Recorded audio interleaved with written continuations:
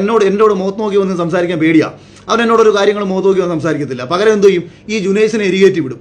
ജുനൈസ് എരികേറി വന്നിട്ട് നേരെ വരും എൻ്റെ അടുത്തേക്ക്. എന്നിട്ട് ഈ ജുനൈസ് ഈ റിനോഷിന് പറയാനുള്ള കാര്യങ്ങൾ മൊത്തം എനിക്കെതിരെ പറയും. അങ്ങനെ ഞാനൊരിക്കൽ ജുനൈസിനോട് ചോദിച്ചു, നീ എന്തിനാടാ വല്ലവരെയും മുന്നിൽ പോയി ശിഖണ്ഡിയാവുന്നത്, നിന്നെ മുൻനിർത്തിയാണ് ഇവർ കളിക്കുന്നത് എന്ന് പറഞ്ഞു.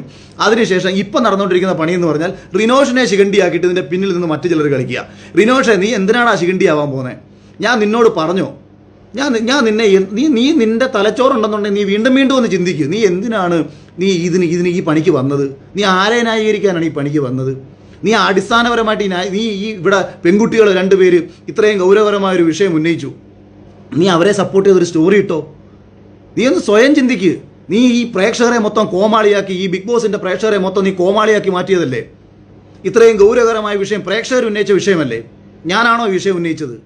കഴിഞ്ഞ കുറച്ച് നാളുകളായിട്ട് പ്രേക്ഷകർക്കിടയിൽ ഉരുണ്ടുകയറിയ വലിയൊരു അമർഷം, അത് ഞാനൊന്ന്